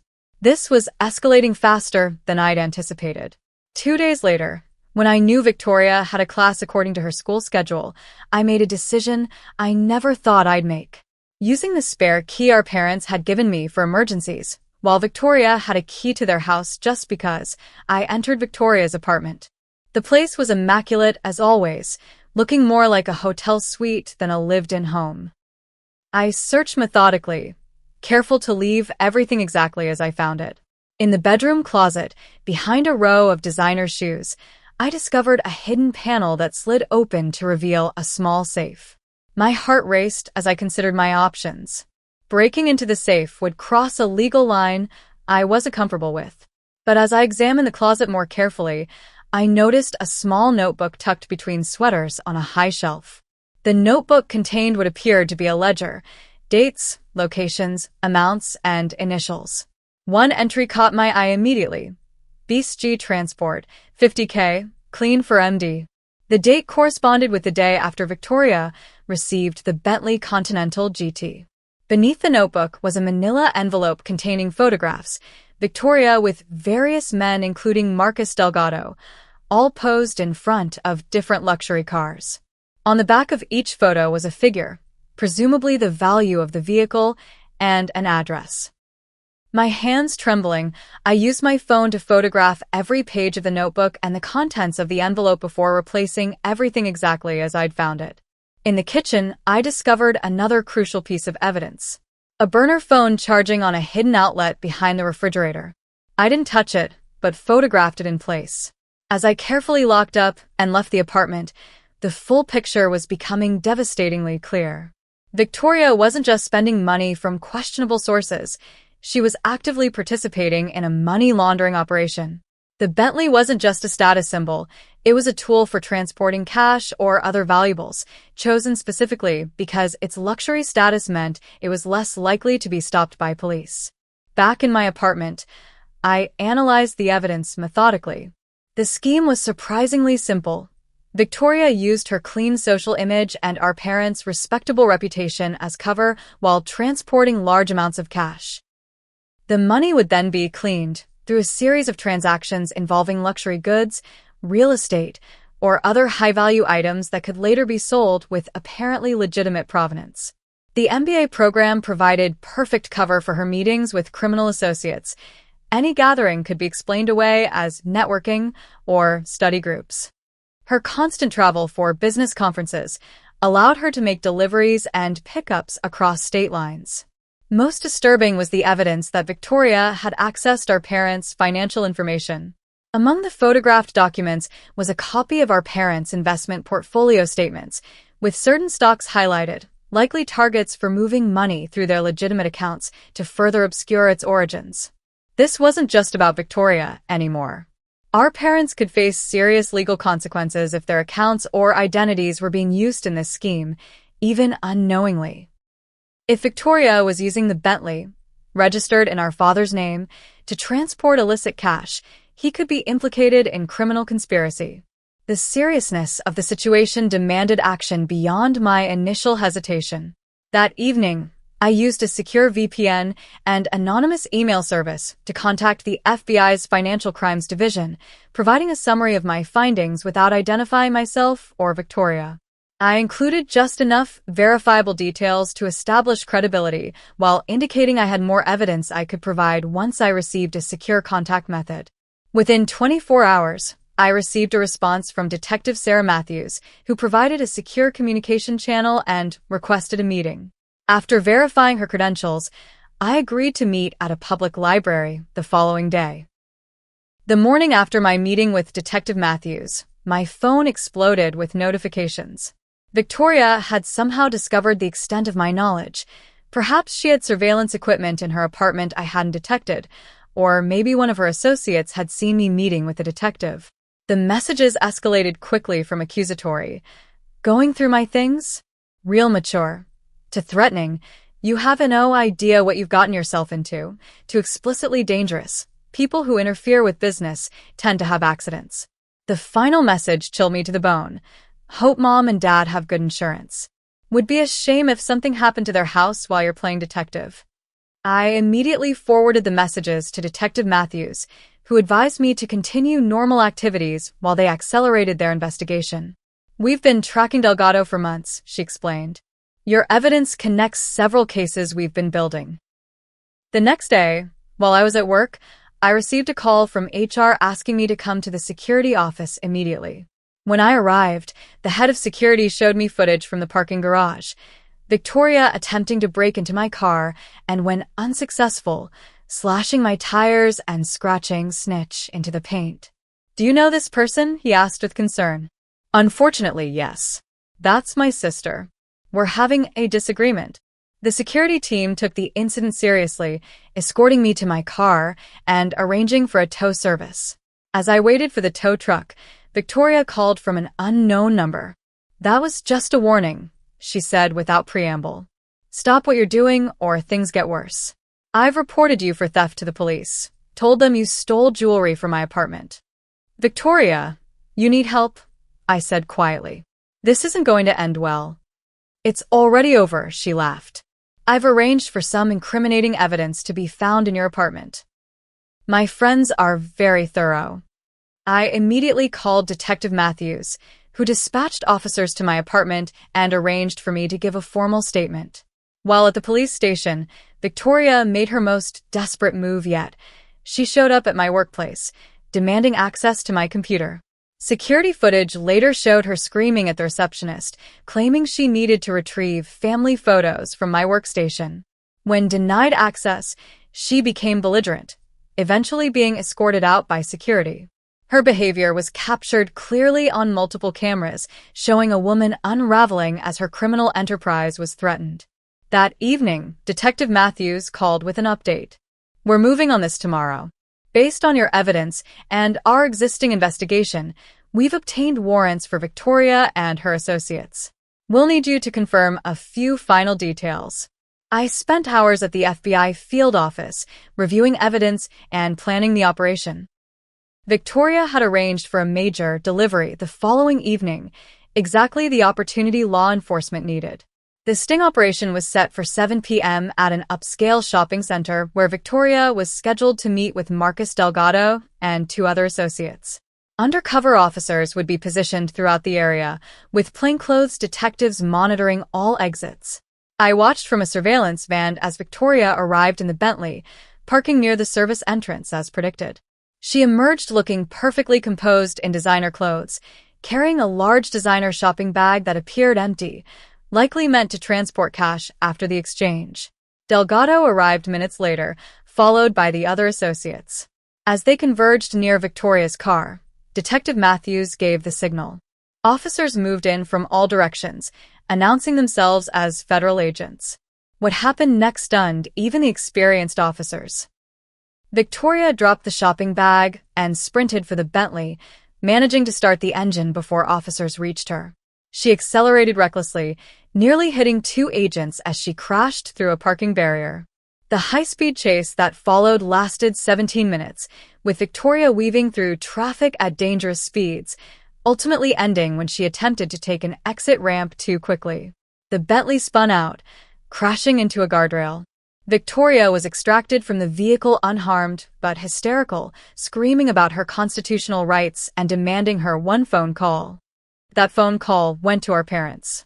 Detective Matthews called me shortly after Victoria was processed at the station. "She's asked to speak with your parents. They're being notified now. You might want to be there when they arrive." I reached the police station before my parents, giving me time to speak with Detective Matthews about how much to reveal about my role in the investigation. We agreed that transparency was necessary at this point. My parents needed to understand the potential legal implications for themselves. When my parents arrived, they looked confused and frightened. Mom was still wearing an apron, as if she'd been cooking when the call came. Dad's face was ashen, his normally confident posture collapsed into uncertainty. "What's happening? Where's Victoria?"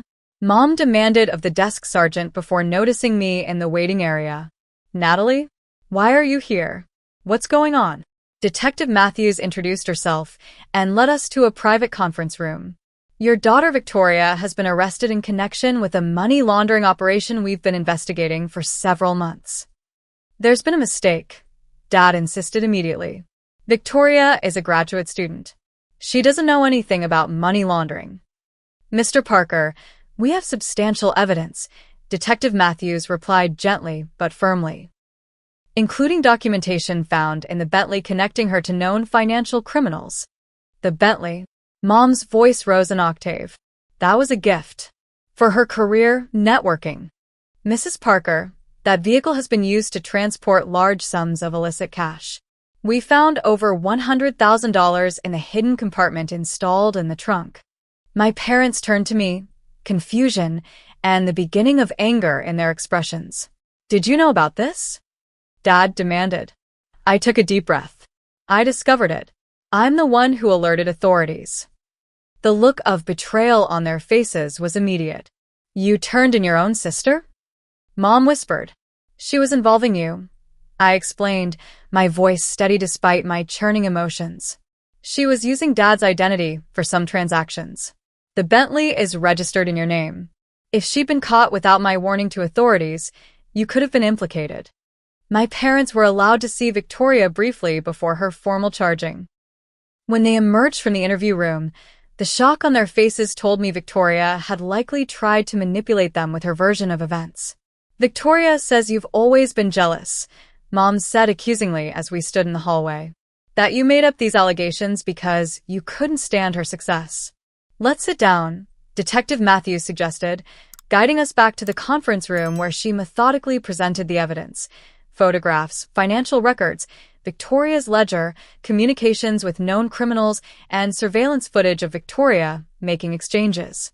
The Operation Victoria was involved in laundered approximately $3.2 million over the past 11 months, Detective Matthews explained.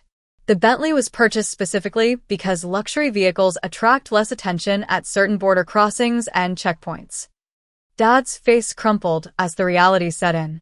Did she use our information? Our accounts. Detective Matthews nodded gravely. We've found evidence that your investment accounts were used to move smaller amounts through legitimate appearing transactions. We'll need to investigate whether this was done with your knowledge or through identity theft. We knew nothing about this, Mom insisted, tears streaming down her face. We thought Victoria was just networking for her career.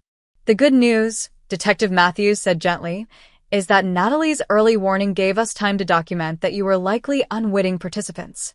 If Victoria cooperates, we can probably clear your involvement relatively quickly.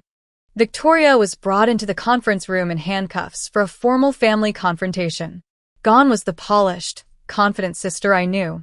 Her makeup was smeared, her designer clothes rumpled, her expression a mixture of fury and fear. Tell them the truth, she demanded as soon as she saw me. Tell them how you've always been jealous, how you set me up. Victoria, Detective Matthews interjected, we have surveillance footage of you making exchanges with known money launderers. We have your ledger. We have the modified compartment in the Bentley with cash and cocaine residue. Your sister didn't set you up. You did this yourself. Victoria's strategy immediately shifted. Mom, Dad, I was manipulated. Marcus said it was just carrying packages for extra money. I didn't know what was inside. Dad, who had always been Victoria's strongest advocate, finally looked at her with clear eyes.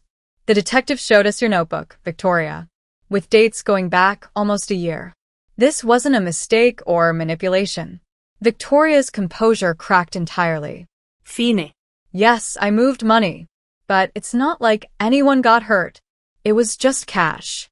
From businesses that wanted to avoid taxes. Businesses involved in human trafficking and drug distribution, Detective Matthews corrected quietly. The money you were just moving came from exploiting vulnerable people and selling drugs that destroy lives. Victoria collapsed into tears, finally admitting what she'd done while still attempting to minimize her role. I was just the courier. I didn't know where the money came from originally.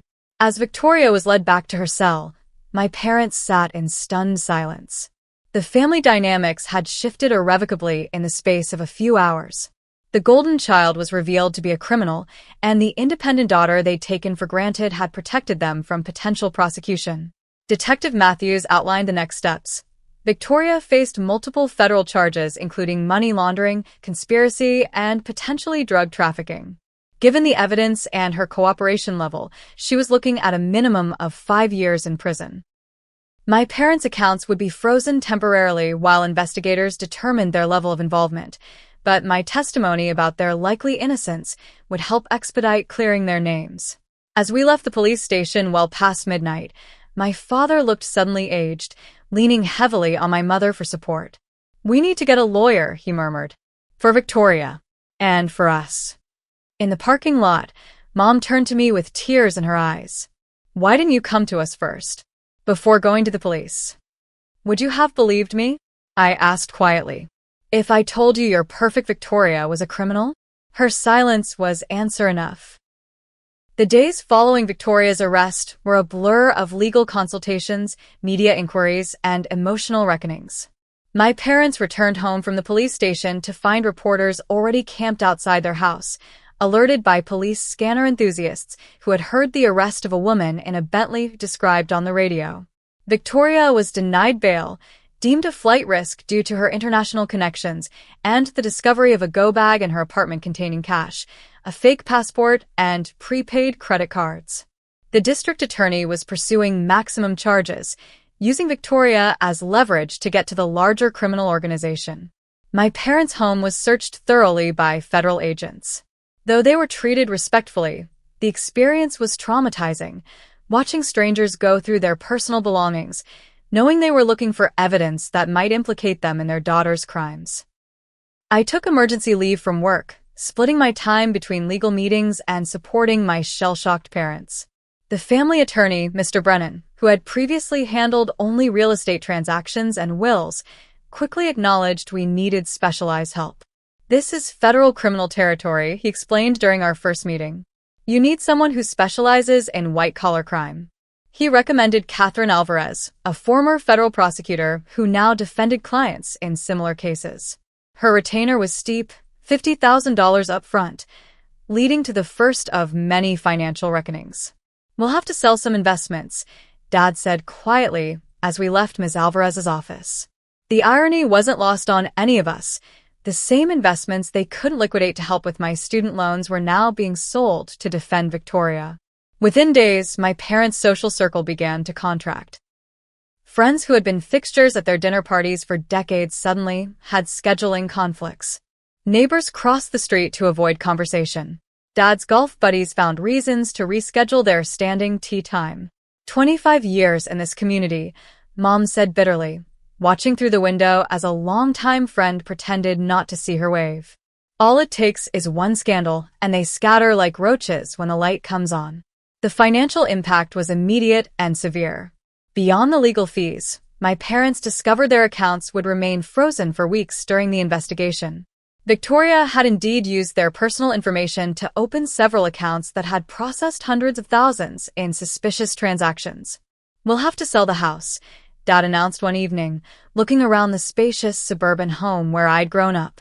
"Even if the accounts are unfrozen, the legal fees will drain us. And we need to downsize anyway." I offered my spare room without hesitation. "It's not big, but it's yours for as long as you need. No rent, just help with utilities and groceries." The look of shame on my father's face was painful to witness. "We should be helping you, not the other way around." "That's what family does," I replied simply. "Helps each other when it's needed." Moving my parents into my one-bedroom apartment was an exercise in emotional and physical Tetris. We converted my living room into their bedroom, rearranging furniture, and installing a privacy screen. My small dining table became command central for managing the legal situation, covered in documents and notebooks. The adjustment period was awkward and tense. My parents had never seen my daily life up close, my early morning runs, my late-night coding sessions, the meal prep Sundays that kept me fed through busy work weeks.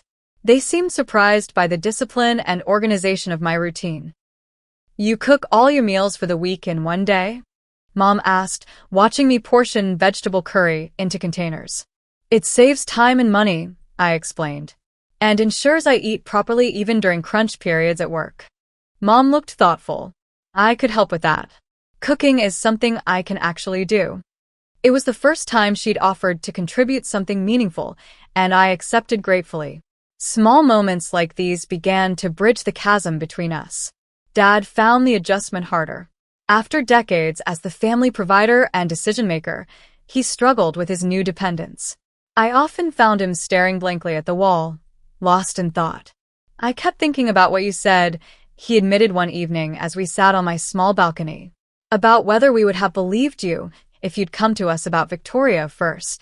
I waited, giving him space to continue. We wouldn't have, he said finally. I wouldn't have. I didn't want to see who she really was. It was easier to believe in the version of her we created. These difficult conversations became more frequent as we adjusted to our new reality. Family therapy sessions, which my parents had refused years earlier, now became a weekly commitment. Dr. Levine skillfully guided us through examining the family patterns that had contributed to our current situation. Favoritism doesn't just harm the less favored child, Dr. Levine explained during one session. It creates an unsustainable expectation for the favored child and prevents them from developing resilience and accountability. Mom nodded slowly.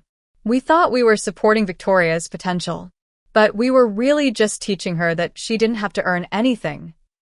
The contrast between my life and Victoria's became increasingly apparent to my parents as they lived with me. They witnessed firsthand my work ethic, my financial responsibility, my healthy relationships with friends and colleagues.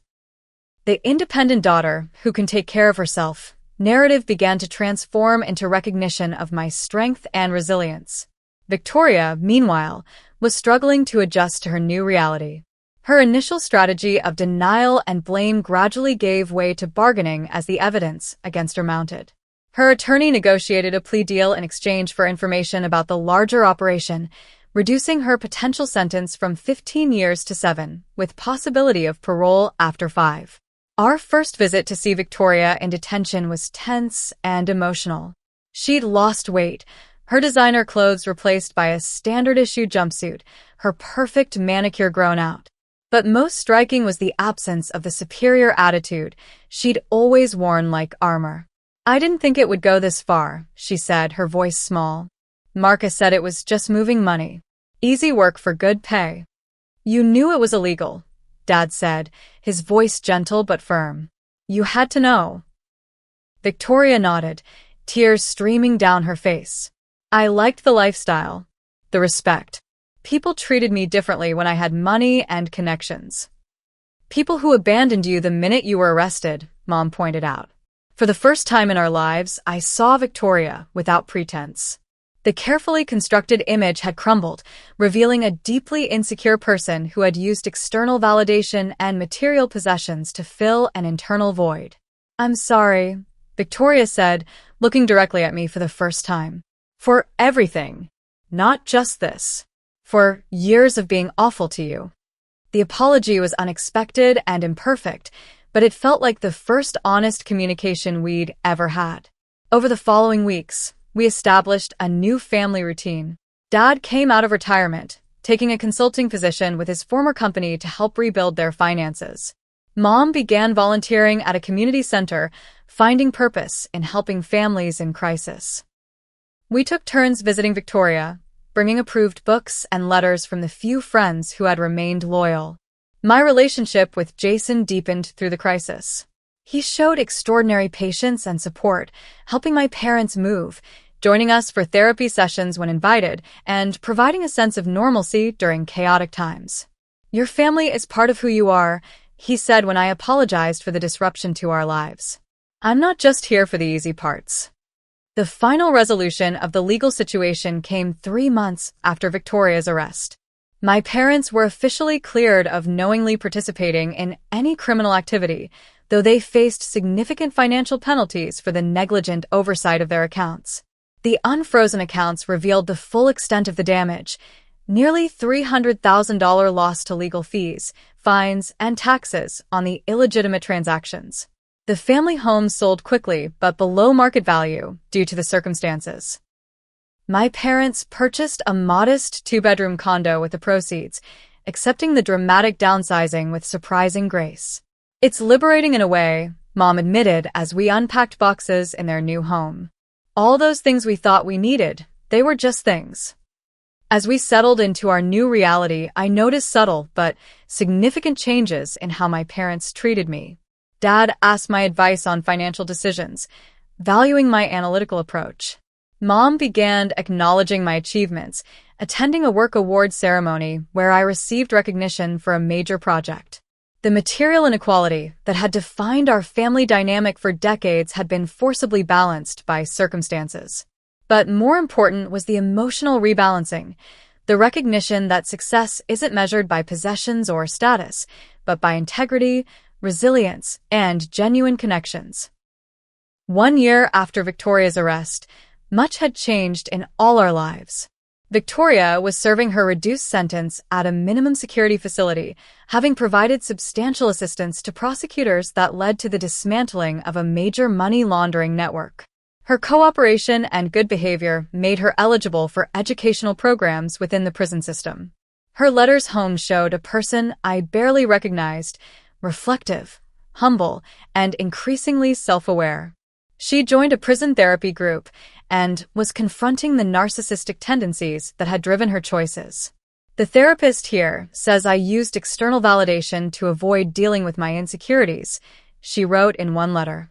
I never felt I had any value beyond what people gave me for being pretty or charming or having nice things. Victoria had formed unexpected friendships with several inmates from vastly different backgrounds. Shanice grew up in foster care and never had anything handed to her, she wrote about her cellmate. She's teaching me what real resilience looks like. There were plans for Victoria's eventual release, still years away, but no longer an abstract concept. She'd expressed interest in using her business knowledge legitimately, perhaps in nonprofit management where her networking skills could serve a worthwhile cause. My parents had settled into their new life with surprising adaptability. Their condo was small but comfortable, decorated simply with meaningful items rather than status symbols. Dad had fully embraced his consulting role, finding satisfaction in contributing his expertise without the pressure of executive leadership. I should have done this years ago, he admitted over dinner one evening. I'm actually using my brain again, not just managing people and budgets. Mom had transformed, perhaps the most dramatically. Her volunteer work had evolved into a part-time position coordinating services for families in crisis. She developed a special interest in helping parents of incarcerated adult children, creating a support group that met weekly. I understand their shame and confusion, she explained, and I can show them there's a path forward, even through this. Their financial situation had stabilized, though at a much more modest level than before. The experience had fundamentally altered their relationship with money and possessions. When Dad received a bonus for a successful project, they donated half to a prisoner education program. My own career had continued to advance. The project I'd been working on during Victoria's arrest had been implemented successfully, leading to a promotion and substantial raise. My team had expanded, giving me management experience that opened new career paths. Jason and I had taken a significant step forward in our relationship as well. After a thoughtful conversation about timing and values, he had proposed during a weekend hiking trip. Nothing flashy or extravagant, just a sincere question asked under a canopy of stars. The vintage sapphire ring had belonged to his grandmother, carrying history and meaning rather than just monetary value. My parents' reaction to our engagement news highlighted their evolution.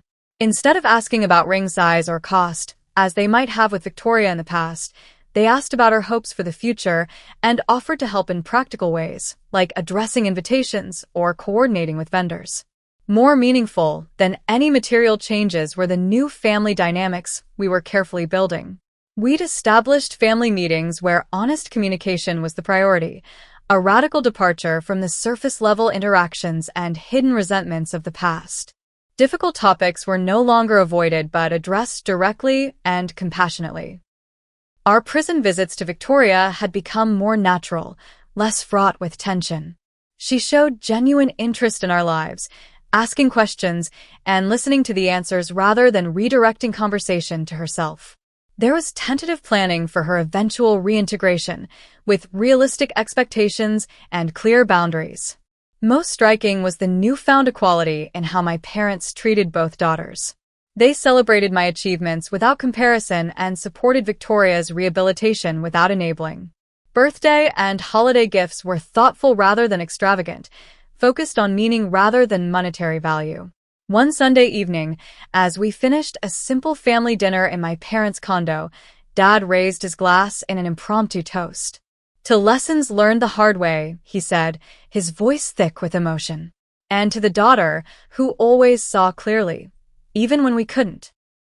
Mom added softly, and to forgiveness that gives us a second chance to be the family we should have been all along. As I drove home that night, I reflected on the journey we'd taken. The path had been painful, the cost high for everyone involved. But from the wreckage of our former family dynamic, something healthier and more authentic was emerging. The Bentley that had symbolized so much favoritism, materialism, and ultimately criminal activity was long gone, seized as evidence, and eventually auctioned by the government. In its place was something far more valuable, a family slowly learning that love isn't measured in possessions but in respect, support, and understanding. I thought about how easily this story could have ended differently, with permanent estrangement, with parents who never recognized their role in the family dysfunction, with a sister lost entirely to her worst impulses. Instead, we were all doing the difficult work of rebuilding with greater awareness and intention. As I pulled into my apartment parking lot, I sent a silent thought of gratitude to the pain that had forced us to change. Sometimes the most devastating circumstances create the opportunity for the most meaningful growth. And sometimes, the person who seems least favored turns out to be exactly who the family needs when everything falls apart. Have you ever experienced favoritism in your family? How did you handle it? Share your experiences in the comments below. Your story might help someone feeling alone in a similar situation. If this story resonated with you, please like and subscribe for more real-life family drama stories. Hit that share button if you know someone who might benefit from this journey of family transformation. Thank you for watching, and remember, sometimes the most painful family dynamics can lead to the most meaningful growth.